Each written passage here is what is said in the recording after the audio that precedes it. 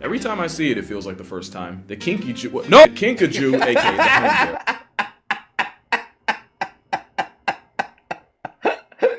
Yeah, the Kinkajou. Yeah, that's. Our raccoons almost got away with it. Alright, at least we're in the right video now. Anyways. Trash pandas. It's so weird every time I see squirrels on our little island because they're not supposed to be here. I guess someone brought them all the way over here. I would honestly lose my mind if I saw trash pandas in this island. But anyways, like it if you do, you guys. And let's head on out with Casual Geographer. A new study shows raccoons are evolving and trying their hardest to become our pets. Let me explain. Now, how about I explain? Isn't that the same way with dogs? They went over to the fire that, in exchange for attacking things on command and making noise, when something is approaching the camp, in exchange for pets and food. Isn't that how we domesticated dogs? They just sort of volunteered that those hairy apes have food. Raccoons wear masks because they might have pulled the feline finesse on humanity. It's what you've probably heard from the news, with researchers saying that an overachieving trash panda might be the next animal to domesticate itself. So much that they're already getting cuter in the process. Domestication doesn't just make animals more tolerant of people, it physically changes them too. With changes like floppy ears, curly tails, smaller teeth, brains, and shorter snout. And one change has folks excited for the future of raccoons. And it's all because of this study. By combing through 19,000 raccoon portraits posted to iNaturalist, the study concluded that the urban raccoon snout size was shorter than their country cousins by 3.6%, possibly because shorter snouts with stronger bites are better at chewing through our trash, and that trash might be how this all started. What people forget is domestication isn't just brute force by humanity. The animal has to make the first move. That same study had how we ended up with dogs. Dogs, that move was early wolves scavenging off human leftovers, a habit that favored less fearful, less aggressive wolves. Without their love affair of our food, we wouldn't have dogs, and arguably no animal loves our trash more than a recycle ninja. The Shiesty cat is a survivalist on steroids, who easily adjusted to life in the city, pivoting from foraging from 9 to 5 to dumpster dive, and leaving trees for chimneys. Raccoons have hands, free will, and the intellect to use both, which can lead to a sugar bandit hitting a lick on a donut shop and slipping away to do it again. That is, when they don't use the direct approach of just asking for it. Mind you, Stealth Eyes have great memory. She just made a regular for life. They'll take free rides from anywhere, literally. There's more than one case of ring-tailed commuters taking trains, like when a raccoon hopped on a Toronto GO train headed halfway down Ontario, or when another tried hopping on a subway in Spadina Station. Raccoons aren't just built for the city, they're forged by it, and all our efforts to slow them down might have just made them smarter. Toronto spent $31 million on raccoon-proof green garbage bins in 2016, designed specifically to keep the veiled vermin from your trash. The raccoons spent a couple days in false defeat, until a few were caught making the bins, the 30 mil, and the city of Toronto look like a joke. It's like, I remember reading about this article, not really an article, more like just a snippet. Like, how come the garbage cans at the national parks were weird? Because like the slope or the mental slope between the smartest bears and the dumbest humans overlap, or something like that.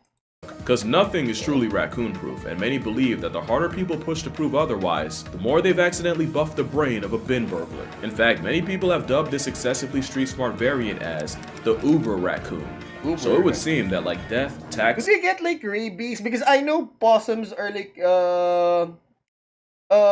good for the environment. They eat ticks and something about rabies or something. But anyways. And The Simpsons getting another season, raccoons are inevitable. But before you start fantasizing about naming a litter merchant Rocket, you should probably know, what exactly is a raccoon? Let's take this ride one more time. With Order Carnivora, there's a Team Cat and a Team Dog. Team Cat Feliform has, well, cats, wildcats, hyenas, the Mongoose Mafia, and a bunch of mammal castrol nature made out of spare parts like the Binturong and the Fusa. Team Dog Caniformia has the canines, along with bears, pinnipeds, mustelid crash house like the honey badger, skunks, and of course, the raccoon. More specifically, the raccoon family is Procyon, and that family reunion has members that you may not have heard of. They're an oversimplification is that they're like dogs that can climb trees or something. before, like Ano the ki? ringtail, actual name, the kakamisle. Every time I see it, it feels like the first time. The kinkajou, no, kinkajou, aka the hen bear.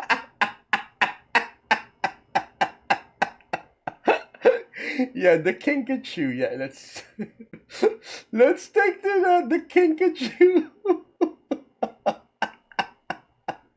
But by far, my favorite raccoon cousin is not a moonwalking dinosaur.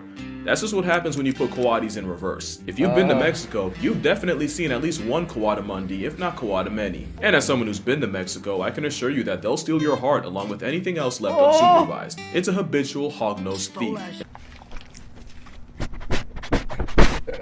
And suddenly I'm okay with that. So obviously when it comes to raccoons, it's just genetic. They can't help themselves. But raccoons were the only ones that were able to leave the trenches and make money moves in the city. But how? How did raccoons finesse the infrastructure so well that you honestly forget they're not supposed to be there? You know raccoons are smart. The question is, how smart? Yes.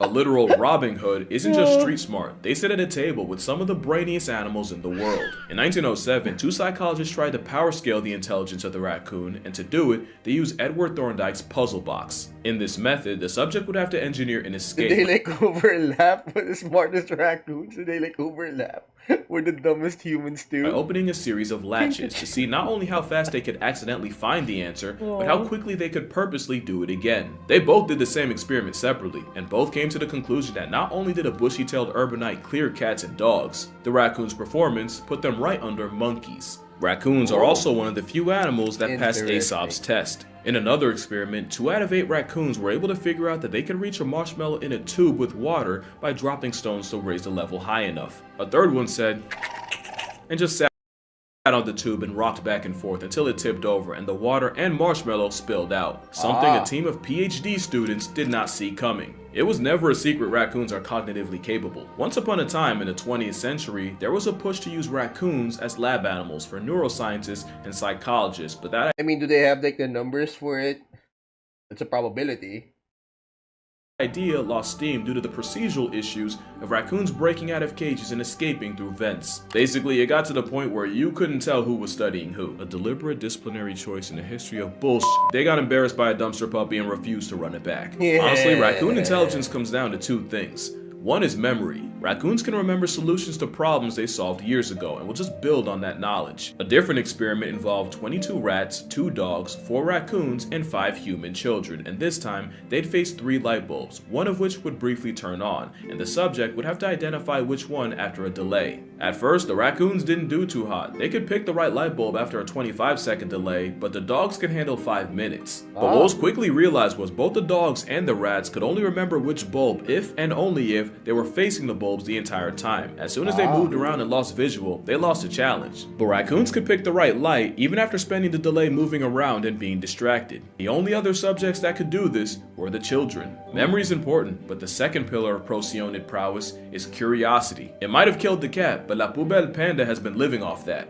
In my opinion, other than crows, raccoons are the perfect city animal, and curiosity is one reason why. They're neophiles, meaning their first response to something they've never seen before is to figure it out. That's how they turn what Toronto media flex as the marvel of ergonomic design into a 7-figure waste of everyone's time. It's almost impossible to make something raccoon-proof, since there's a waste of everyone's time.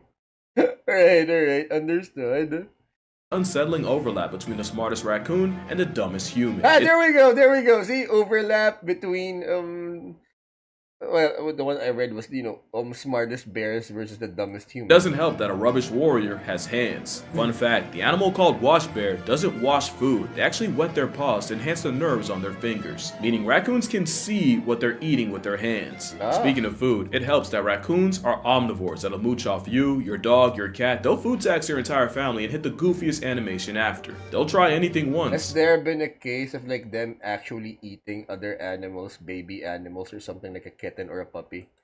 Even if it means because that would ruin their that would ruin their image right now. Waking up face down in a liquor store. But what raccoons really eat off of is pretty privilege. Despite being much less of a disease risk, opossums don't get a fraction of the PR. And people who hate on coyotes but give raccoons a pass must not have the experience of waking up to a dismembered, disemboweled cat. In fact, intelligence in a face mask often makes you forget they're a predator tough enough to maul your family pet. And in the city, very few things can return the favor, as urban raccoons have almost no predators. except for maybe an otter. Not like I think otters actually eat them, but to be fair, this does look very predatory. Other than Lila showing Rocket where everybody floats, raccoons are in that sweet spot where many of the things that would normally eat them are too big to really follow them into the city. Or at least if they do, they get all the smoke from humanity. Basically with raccoons, they're bigger than the cute animals, cuter than the big animals. But the last piece is their psychology. Experiments show that the quieter, more docile raccoons were craftier and much better at solving puzzles than the aggressives. Ironically, bolder raccoons were less likely to take the time to see how a device works, meaning not only are calm raccoons superior students and problem. So yeah, genetic plays a part. Those that are generally more docile tend to be more accepted by humanity. They have a face card for it. And the aggressive ones, will probably get put down, get mistaken for a rabies carrier or something. Solvers. But calmness is the trait that animals need to survive constantly being around humans. It's also the first step to domestication. Yeah. Which brings us back to the question, are raccoons actually being domesticated? It's complicated. Remember that it was wolves valuing our leftovers so much that it created selective pressure that favored less fearful, more people-tolerant wolves. And after several generations of these docile wolves breeding, you eventually got the breeding blocks that would lead to Shih Tzus, Pekingese, and someone's arthritic, crusty-eyed, semi-bigoted Q-tip. There was a period where every single girl I talked to had one of these, and they did not like me. But a lot of people say that the mass marauder is at the starting line of the same process, and that the snout study only proves it. Just one problem though, that study is very sus. For a number of reasons. They used images that were uploaded by random people to iNaturalist, meaning I could have snapped a raccoon and thrown a pic up there and they might have ended up in the study. And then to avoid, duplicates, they limited the image contribution to one picture per person, which cut the picture pool from over 100,000 to just under 20,000. But they also had no way of knowing multiple people didn't just clock the same raccoon. And then, out of the 19,495 pictures, they cut it down. So like the basis of study is questionable. The variables that they gathered in order to actually make up the study is questionable because they sort of crowd funded, or would that be considered as crowd funded? They relied on the inputs of a crowd that to actually further or to use as variables for this study. Just reasonable, I guess, if you're working on a limited budget, but our casual geographers rate that the whole thing's sus in terms of it with regards to the efficacy of the study, like with regards to the validity of the study. To 249, 38 rural raccoons, and 211 urban. I'm guessing they filtered out for the best quality images to measure, but I feel like you can't mess with the numbers that much without severely kneecapping your study. Especially since they say they pulled pictures from 2000 to 2024, but only used the last 4 years due to a low number of rural data points. Basically, they're saying in 20 years they couldn't find enough country raccoons. I don't know. Look, I'm not even gonna pretend like I'm the best at reading these studies or making sense of the numbers. So I'm actually gonna link this creator's video. She's an actual raccoon biologist.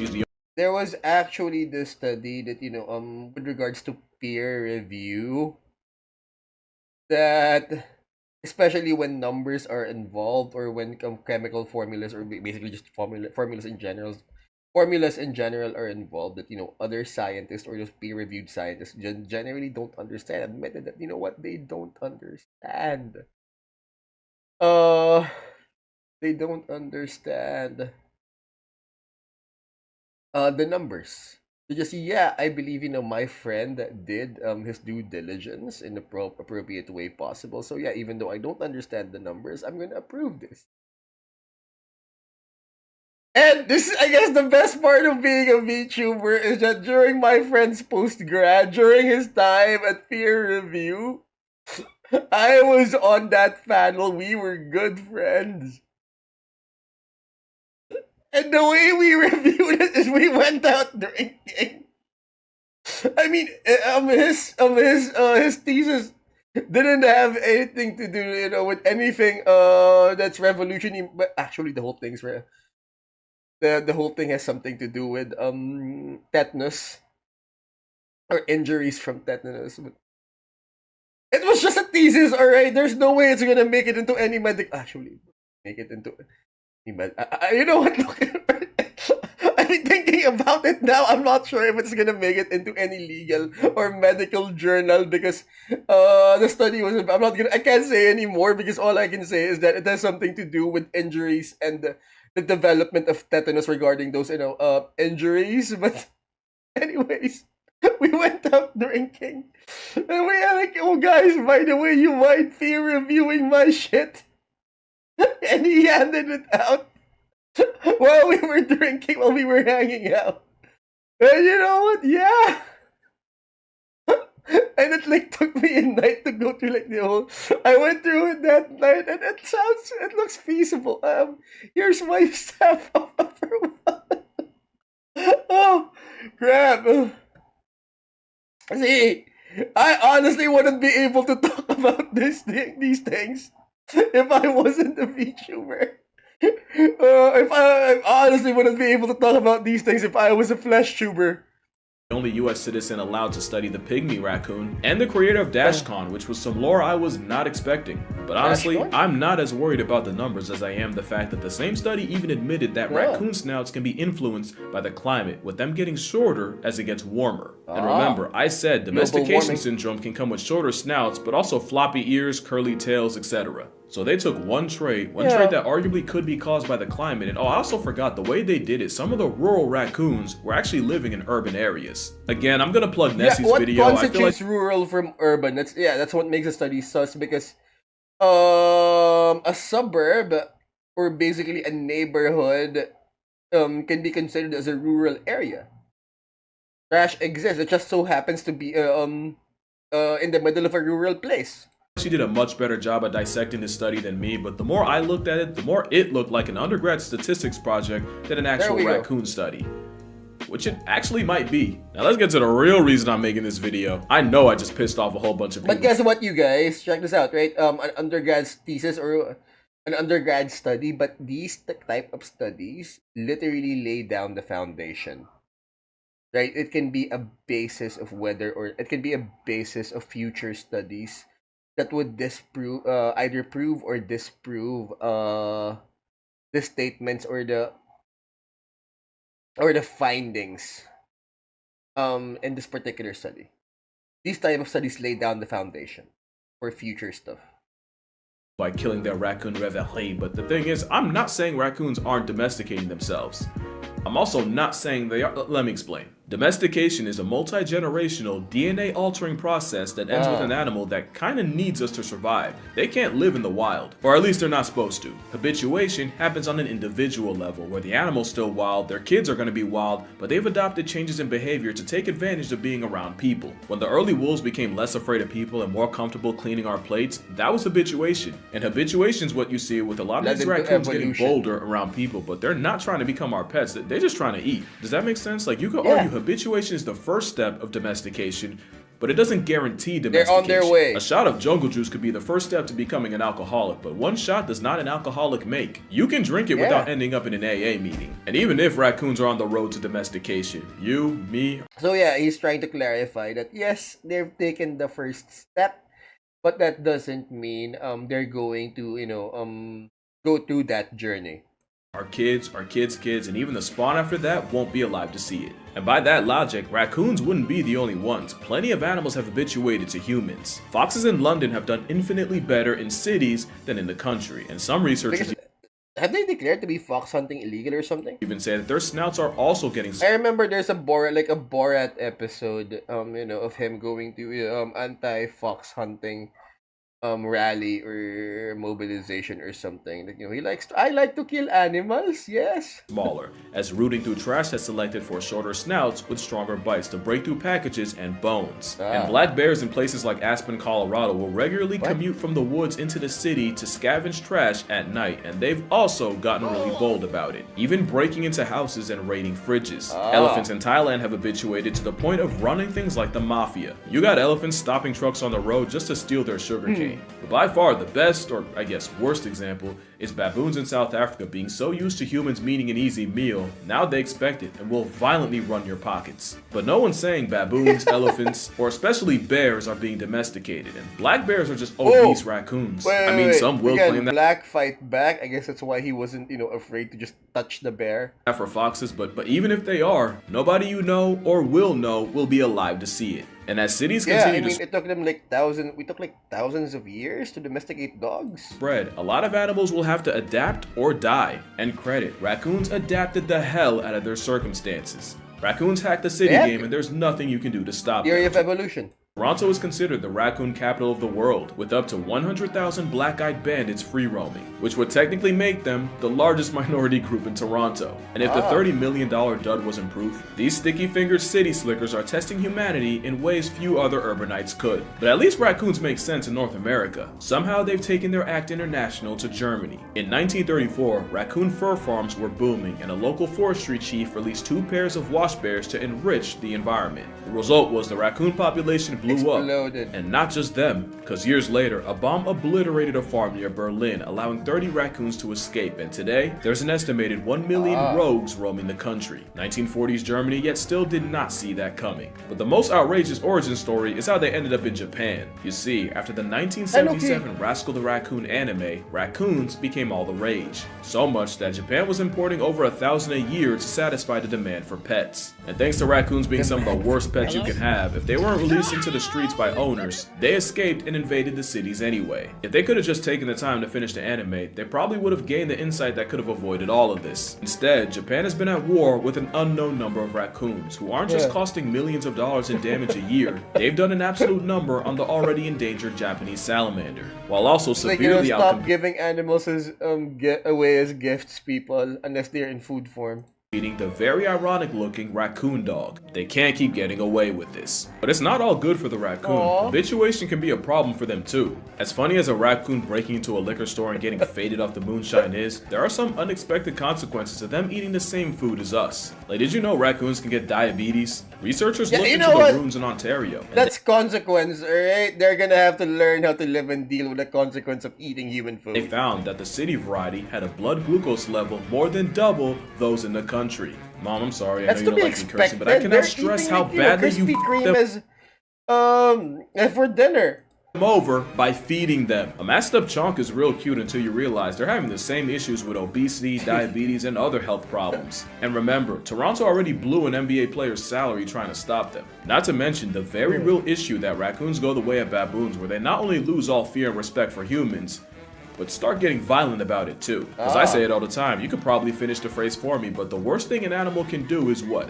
Lose its fear of humans. Because while the original raccoon might seem far from extinction, there's another raccoon on the brink that you may not have even heard of. Because there's actually 3 species of raccoon. You got the famous common raccoon, but also the crab-eating, or South American, because they don't even eat that much crab, but also the Cozumel or pygmy raccoon.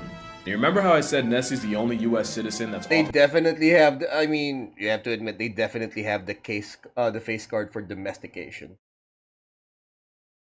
To study them? Well, she's seen firsthand what habituation, especially tourism, has done to them. Like, while I was sitting home working on this video, she had to deal with a couple Cozumels that died due to habituation, likely due to the malnutrition of eating tourist trash. It's sad that there's only a couple hundred of these walking travel-sized trench coats left, with, other than habitat loss, parasites and disease being some of the main reasons why. Reasons that definitely are not helped by being fed junk by tourists. But probably the biggest problem is that most people don't even know bad about it, because they're not it's not like they're being hunted or something. Exist. Like, if you look up Mexican raccoon, Google will probably acknowledge the coati before the Cozumel. And it's getting to the point where if we don't lock in, like, now, the whole Cozumel raccoon community is gonna get canceled. That would really suck, because I literally just found out about them last year. So to make a long story short, raccoons aren't domesticating themselves, and if they are, it's no more than baboons, bears, or foxes, and if they are, it'll be many generations before anyone sees it. And honestly, I don't think the scientists reporting on it were trying to be misleading, because again, it technically could be domestication, but I feel like news outlets saw domestication and kind of ran with it. And then people saw that news and immediately started thinking they'll have raccoons in pet stores in their lifetime, and that's not the case. And you don't want it to be. I'm not kidding when I say a raccoon as a pet will have you hating the species, your life, and everything about it. Imagine an adorable but incompetent contractor that does awful work and then demands food after. That and they're liable to mangle your cat. Also, it's not good for the raccoons either. I can show you a graveyard full of raccoons that started as pets. And hot take, all exotic pets are bad. Yes, they are. Okay, but I feel like opossums as an option are way more chill. Like, who's ever been punked by a possum? And skunks are a low-key sleeper pick. Like, I'm not kidding. They might get a video next. But yeah, instead of obsessing over bringing raccoons into our house, we should probably try to save them while they're still out. And that's gonna do it for this video. Shout out to Nessie for helping me with this video while fighting the good fight. She's currently in an undisclosed location in Cozumel trying to save the pygmy population. I'm gonna put all her stuff in the description. Also, shout out to Newsflare. A lot of the clips used in this video were licensed through them. So yeah, definitely recommend for finding clips for your projects. Also, I just want to say, I'm not an expert in this. Like, don't think of me as a teacher, more like a student sharing his work with the class. And if you disagree with me, you know, that's a good way to put it. You know, this is show and tell. And he's just showing what he found, or what he thinks of what he found. No problem with healthy discourse in my comments. In fact, I actively encourage it. Just don't be like weird about it. Let's all be chill, alright? You know what I mean. Drink water, hug your mother. Stop feeding! Is this on? Hold on, let me just... Please stop feeding raccoons. They don't need the help and your help's not helping. Tell a friend about the Cozumel. They really need the PR. Say what's up to your pops, and I'm gonna see y'all in the next one. Peace. Alright. Like it if you do, you guys. And subscribe. Emperor knows we need it. Something interesting happening. So, bye!